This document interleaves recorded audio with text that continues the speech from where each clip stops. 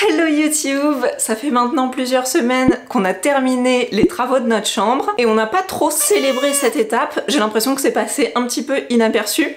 Alors on va remédier à la situation. Du coup, j'avais envie de vous montrer les différentes pièces de mobilier qu'on a sélectionnées pour cette chambre. Déjà parce que je trouve que c'est toujours intéressant en termes d'inspiration, ça permet de donner des idées, mais aussi parce que j'adore avoir vos retours, je trouve que c'est plus sympa quand c'est un échange.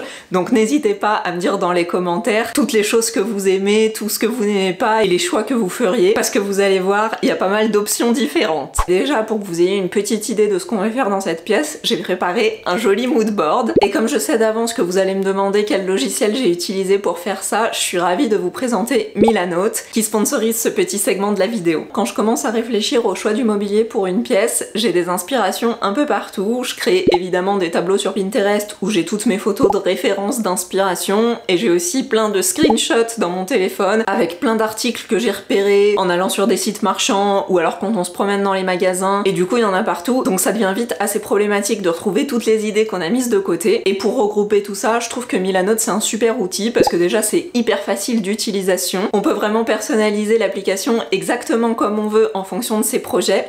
Et en plus c'est gratuit. Donc si je vous montre mon projet pour la chambre, j'ai une première page, un premier tableau de présentation qui me permet de reprendre globalement l'ensemble du projet. Donc moi ce que j'ai fait, c'est que dans une première partie, j'ai mis une photo d'inspiration. Donc cette photo là elle vient de Pinterest, mais je trouvais que ça reprenait bien l'ambiance qu'on voulait créer dans cette pièce, avec le papier peint tropical en tête de lit, le parquet en point de Hongrie, les moulures au plafond. D'ailleurs c'est rigolo parce que cette rosace, je viens de me rendre compte que c'est exactement la rosace qu'on a choisie pour le plafond du salon. Bref, donc ça c'est ma photo d'inspiration. En dessous j'ai remis les mots-clés, un peu l'ambiance que je veux donner pour cette chambre, donc cosy, inattendu, invitation au voyage. Ça en gros ça me permet de garder à l'esprit l'ambiance générale qu'on veut donner pour la pièce. Parce que je sais pas vous, mais moi personnellement, à chaque fois que je commence à regarder des sites de déco et d'aménagement, il y a plein de choses qui me font envie et j'ai vite fait de perdre l'idée d'inspiration que j'avais au départ et d'avoir des éléments qui sont complètement dépareillés. Ensuite dans mon projet, j'ai mis tout mon suivi de chantier, donc j'ai utilisé une to-do list et comme ça j'ai déjà coché les trucs qu'on a déjà fait.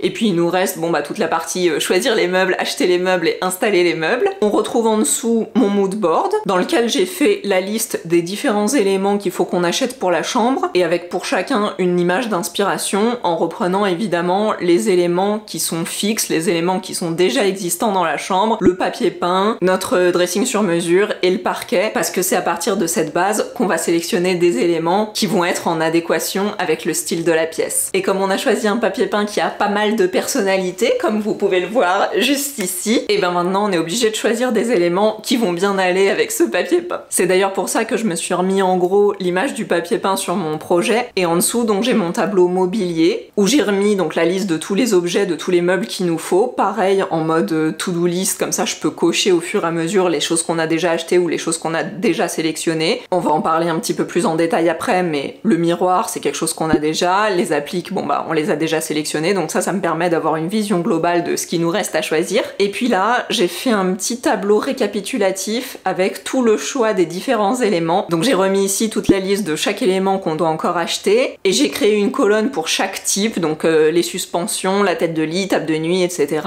Et puis j'ai mis les différentes options qu'on a trouvées. Alors soit c'est des photos Pinterest ou des photos sur des sites de déco, etc.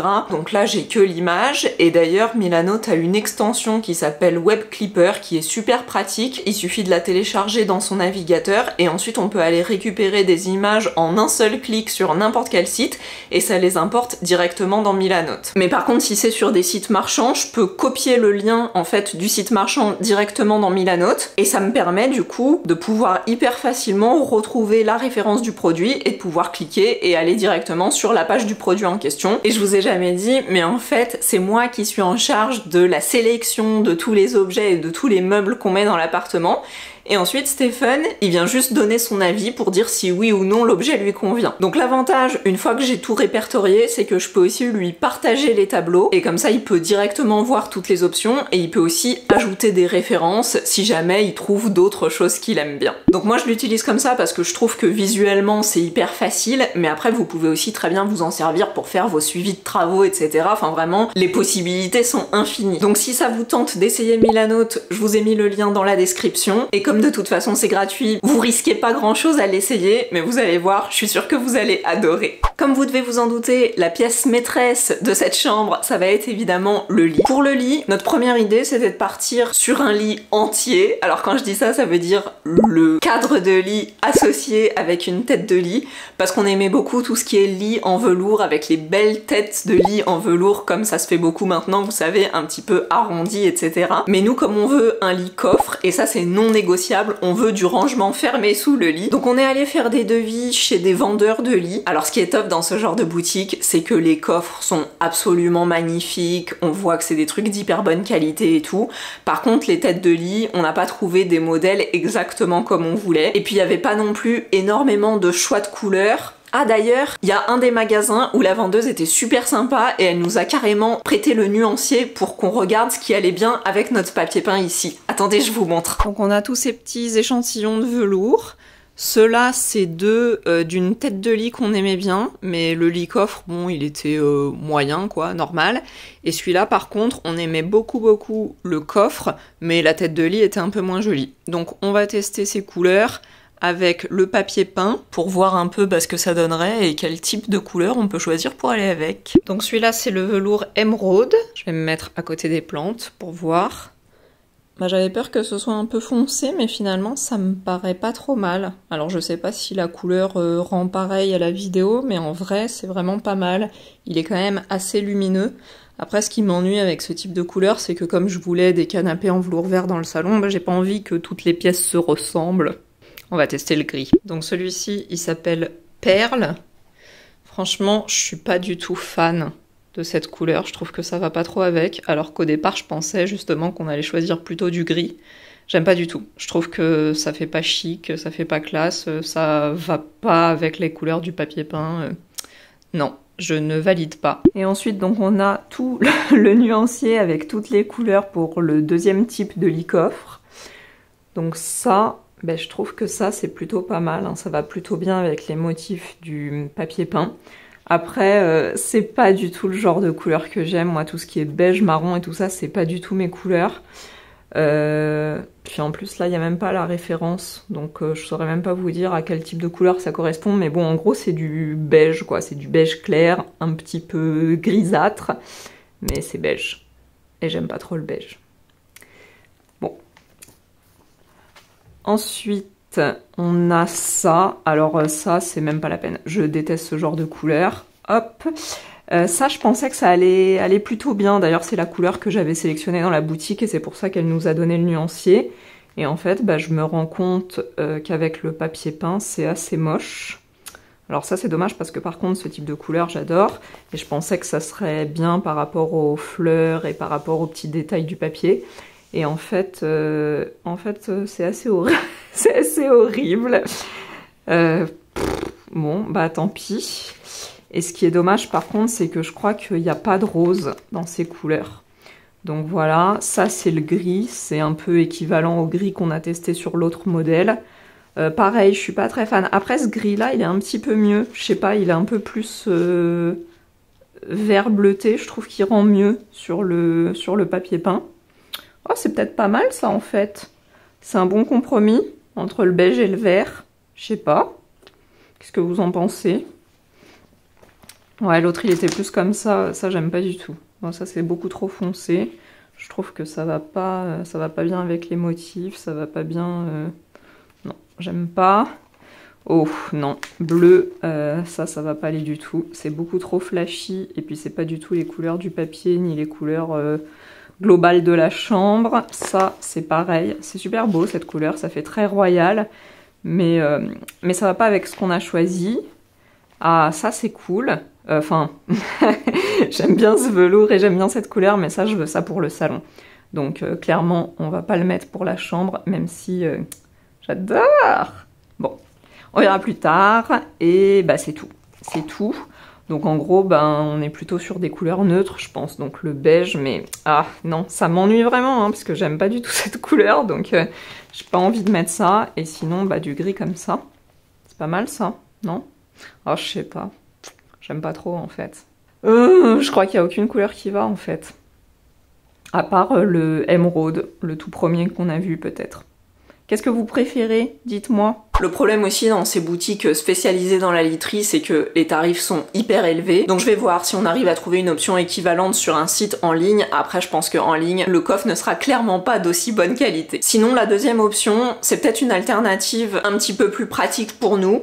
C'était de prendre un coffre à part et une tête de lit à part. Et moi, j'aimais bien l'idée d'avoir finalement un lit assez simple, peut-être juste un coffre en mélaminé blanc. Comme ça, on reste quand même dans l'ambiance assez blanche de la chambre. Du coup, ça nous laisse beaucoup plus de choix pour la tête de lit, non seulement en termes de couleur, mais aussi en termes de matériaux, parce que du coup les possibilités sont beaucoup plus étendues. Donc si on reste sur cette idée du velours, moi j'adore le velours parce que je trouve que déjà c'est une matière agréable au toucher et en plus ça fait hyper luxueux, hyper royal. Donc on resterait sur cette idée de boudin arrondi et après je me dis que au pire si on trouve pas exactement la couleur qu'on veut qui se marie bien avec le papier peint, on a toujours la possibilité de fabriquer ce genre de tête de lit nous-mêmes et comme ça nous laisse beaucoup plus de choix sur le coloris du tissu. Mais bon, le problème c'est que si on fait tout en mode DIY, on va jamais finir cet appart. J'ai vu aussi cette grande tête de lit un peu boudoir, ça revient en plus en arrondi sur les côtés pour une ambiance beaucoup plus cosy, beaucoup plus cocon. Après celle que j'ai vue, elle était en laine, bon je suis moins fan, et puis sur les couleurs il n'y avait pas non plus énormément de choix. Ma troisième option pour la tête de lit, on est toujours dans le même esprit, mais cette fois la forme fait un peu plus comme une vague, et je trouve que ça va vraiment bien avec la matière en mode bouclé. Après dans un coloris clair comme ça, je pense que ça se salit ultra facilement. Et moi vous savez, j'ai pas envie d'être esclave de mes matériaux et de faire le ménage tout le temps. Et du coup l'option qui nécessite moins d'entretien et moins de nettoyage, c'est toutes ces têtes de lit en rotin. Alors moi j'adore ce type de forme un peu fleurie. Enfin, pas fleuri, mais comme si c'était une fleur. Je trouve que c'est super joli et ça rendrait hyper bien avec notre papier peint. Et puis en plus, ça permettrait de laisser apparaître le motif du papier peint à travers la tête de lit, puisque c'est un peu ajouré. Mais Stéphane a peur que ce soit pas très confortable quand on s'appuie le dos sur un truc qui n'est pas justement rembourré et molletonné. Sinon, je vois aussi pas mal de projets d'architectes où ils mettent carrément pas du tout de tête de lit. En fait, c'est le papier peint qui sert de tête de lit.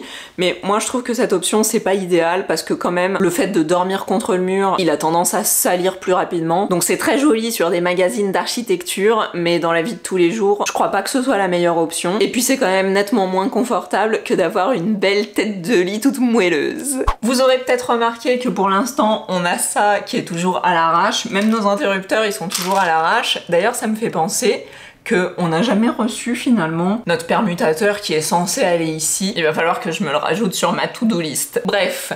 Pour les appliques ici, je vous présente pas plusieurs options parce qu'on sait exactement ce qu'on veut prendre. En fait, c'est des appliques que Stéphane avait repérées depuis le tout début des travaux. Il a vraiment flashé dessus et donc on s'est dit qu'on mettrait ça dans cette chambre et on a d'ailleurs calculé la position des sorties électriques en fonction de la dimension de ces appliques. Les tables de chevet, c'est vraiment le plus gros point d'interrogation de cette pièce. On a plein d'options différentes parce que Stéphane et moi, on n'est pas du tout d'accord sur ce qu'on veut choisir. Moi, ma première idée, c'était de mettre le genre de table filaire avec des formes un petit peu irrégulières et ajourées pour donner un petit peu de légèreté à la pièce parce qu'on a déjà les armoires qui sont assez imposantes même si elles sont quand même discrètes parce qu'elles sont blanches. On a le lit qui va être un lit coffre qui sera donc aussi un petit peu mastoc et donc je voulais contrebalancer ça avec quelque chose de plus aéré et en mode doré évidemment. Ce style de table c'est vraiment hyper beau. Le problème par contre c'est que pour poser des affaires il y a juste le plateau en haut mais il n'y a pas de tiroir. Et Stéphane, il était plutôt en mode je préfère avoir une table de nuit avec des tiroirs. Du coup, j'ai aussi cherché des options avec tiroir. Alors, on n'est pas du tout sur le même style, parce que c'est beaucoup plus carré et beaucoup plus imposant. Mais bon, j'ai quand même trouvé pas mal d'options qui sont des choses un petit peu plus jolies et un petit peu plus travaillées que juste un meuble blanc carré en mélaminé. Et sinon, moi, l'option que je préfère, quitte à avoir une table de nuit avec des tiroirs, c'est plutôt de prendre un meuble ancien en bois. Ah oui, d'ailleurs, c'est quelque chose dont on n'a jamais parlé. Alors je vous ai dit du coup que j'aimais pas le beige, j'aime pas non plus le bois, enfin en tout cas les meubles en bois. Vous voyez toute cette mode des meubles scandinaves etc, ah moi j'aime pas du tout. Et donc pour les meubles anciens, j'ai pas envie de les conserver sous leur forme brute en bois, mais par contre j'adore la forme de ces meubles. Donc si on choisit cette option, forcément je devrais les repeindre et donc je choisirais une des couleurs qui est dans le papier peint, potentiellement une des nuances de vert, mais du coup si le lit ou la tête de lit est aussi verte, il faudra choisir une tonalité qui va bien avec. Pour le luminaire dans cette pièce, j'ai vraiment trouvé une sélection fabuleuse de suspensions. D'ailleurs, je fais bien attention à dire suspension parce que moi je dis tout le temps plafonnier et en fait vous savez, la différence entre un plafonnier et une suspension, c'est que le plafonnier c'est quelque chose qui est collé au plafond alors que la suspension, bah il y a un câble et que le luminaire, l'abat-jour est pour le coup suspendu et non pas collé au plafond. Bref, pour cette suspension, je voulais quelque chose d'un petit peu large. Déjà parce que je voudrais un petit peu camoufler la rosace. Alors, je vous explique. En fait, la rosace, elle est très jolie, hein, c'est pas le problème, mais je la trouve vraiment très imposante. Et en fait, c'est pas tout à fait le modèle que moi j'aurais voulu pour cette chambre. Mais bon, comme on choisit toujours des choses qui nous conviennent autant à Stephen qu'à moi, et que ma première sélection, c'était une rosace qui n'avait pas du tout plu à Stephen, et bah du coup, on a opté pour cette version-là. Ça, c'est des choses dont on prend pas forcément le temps de parler, que je mentionne pas forcément, mais oui, quand on fait un projet en couple, on est obligé de faire des concessions. Et donc pour compenser ce choix de rosace un petit peu trop imposant, et ben j'aimerais un plafonnier, enfin une suspension encore plus imposante pour tenir la rosace un petit peu plus à distance, un petit peu plus camouflée. On a cette suspension un petit peu comme si c'était des feuilles de palmier. Ça, non seulement ça va bien se marier avec les tables de nuit dorées si on choisit cette option, mais aussi ça rappelle tout le côté végétal qu'on retrouve sur les motifs du papier peint. Sinon, toujours dans cette idée végétale, j'ai vu pas mal de modèles qui font un peu comme des grosses fleurs, avec des pétales qui peuvent être en différents matériaux. Donc ça, c'est une option que j'aime assez aussi. Et puis je trouve que ça se marie aussi bien avec une tête de lit en velours qu'avec éventuellement une tête de lit en rotin. Parce que c'est ça aussi le problème, c'est que en fonction de tout ce qu'on choisit, il faut arriver à faire en sorte que les choses se répondent sans que ce soit trop similaire et en même temps que tout aille bien ensemble. J'aime aussi énormément les grands lustres dorés. Alors il y en a certains que j'ai vus qui sont un peu comme en métal martelé et il y en a d'autres qui sont un petit peu plus lisses ou alors un petit peu rainurés, mais c'est des grandes formes. Et pour le coup, je trouve que ça fait hyper luxueux. Et dans un esprit complètement différent, j'ai aussi vu des suspensions avec des grandes plumes. Je trouve que c'est hyper beau. Par contre, je me pose un petit peu des questions en termes de retenue de la poussière. Et il y en a certaines où il y a carrément des petits oiseaux qui sont suspendus. Trop mignon. Et j'aime aussi énormément tout ce qui est suspension en verre, alors plutôt en verre un peu coloré ou alors en verre strié, etc. Par contre pour cette pièce, pour le coup, ben ça risque d'être un petit peu trop petit parce que j'ai pas trouvé des versions vraiment XXL sur ce genre de modèle. Mais du coup ça je le garde en tête et c'est peut-être quelque chose qu'on reprendra soit pour les suspensions, soit pour les appliques au niveau de la cuisine. Et mon dernier choix qui reprend un petit peu toutes ces idées du végétal, du vert, de la couleur, etc. c'est une suspension de fleurs mais avec des pétales en verre. Après c'est quand même un look très très rétro et je pense que ça va pas être du goût de Stephen. Au sujet des rideaux, pour le moment on a remis les petits rideaux Ikea qu'on avait dans notre ancien appartement. Mais bon, pour ici je pense qu'on aimerait trouver des rideaux un petit peu plus lourds, un petit peu plus épais.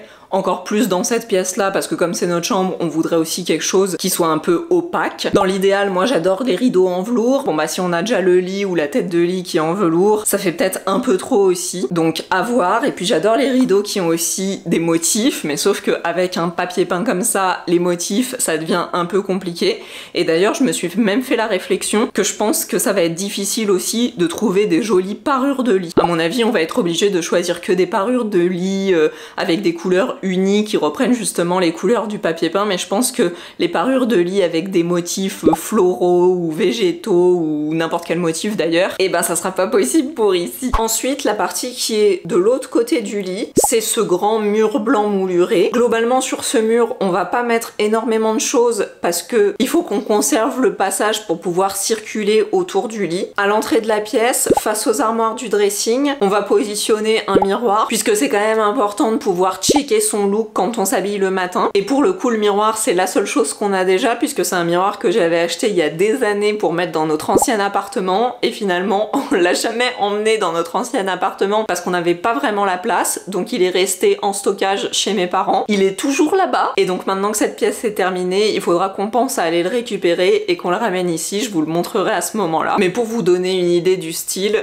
c'est vraiment quasiment le même que cette image que j'ai trouvée. Et oui, le cadre est argenté argenté, mais c'est quelque chose qu'on peut facilement repeindre pour qu'il soit plus en harmonie avec l'ensemble de cette pièce. Dans la même zone que le miroir, on voudrait aussi mettre un petit banc. J'ai sélectionné des bancs, mais ça peut aussi être une petite chaise ou un petit pouf. On n'est pas complètement arrêté là-dessus pour le moment. Mais c'est toujours pareil, je pense qu'on va d'abord privilégier le choix des autres éléments plus importants, plus vitaux pour la pièce, avant de vraiment sélectionner le design du petit banc. Et puis à l'autre bout de la pièce, toujours sur le même mur, on a un petit coin aussi qu'on pourra utiliser, alors soit pour mettre un petit meuble, une petite console, bref un petit truc pour poser des choses. Moi j'aurais aimé mettre une plante, mais en vrai comme c'est la zone qui est à côté du radiateur, je pense qu'une plante elle va pas très bien le vivre, donc c'est pas sûr qu'on mette des plantes à cet endroit. Et sinon mon idée, comme le reste de la pièce est quand même très épuré entre guillemets, enfin en tout cas il y aura pas beaucoup d'objets et de déco posés, j'aimerais bien quelque chose qui soit un petit peu monumental, alors pas un truc énorme non plus, hein, il faut quand même qu'on ait la place de circuler autour du lit, mais moi j'adore les cages à oiseaux, j'ai d'ailleurs une collection, une petite collection de cages à oiseaux, et j'aimerais bien en trouver peut-être une qui soit un peu grande, qui fasse un peu comme une sculpture, et qu'on pourrait mettre à cet endroit-là. Et du coup, ben la cage à oiseaux, ça peut faire référence avec le lustre, avec les plumes, avec les petits oiseaux qui pendent, si on décide de mettre ça là. Enfin bref, j'en sais rien, mais ça fait pas mal de possibilités. Bon bah je pense que ça donne déjà un assez bon tour d'horizon pour les possibilités dans cette pièce. Pour le moment, nos choix ne sont pas arrêtés sur quoi que ce soit, même si on a évidemment des petites préférences, donc vraiment, n'hésitez pas à me faire vos retours dans les commentaires, à me dire quels articles vous avez bien aimés, mais aussi les associations que vous préférez parmi les différentes pièces. Je trouve que c'est toujours intéressant de savoir. Si vous pensez que l'application Milanote peut vous être utile dans la préparation de vos projets, je vous serais reconnaissante d'utiliser le lien que je vous ai laissé en description. Alors moi, ça me fait rien gagner que vous passiez par mon lien ou non, mais ça permet que l'équipe de Milanote soit encore plus satisfaite de mon travail, et c'est aussi une manière de soutenir la chaîne. Sur ce, je n'ai plus de salive parce que ça fait 2h30 que je suis en train de filmer cette vidéo, et j'ai totalement épuisé les 3 batteries de mon appareil, donc je vous laisse, je vous fais des bisous, et je vous retrouve comme d'habitude la semaine prochaine pour la suite des aventures.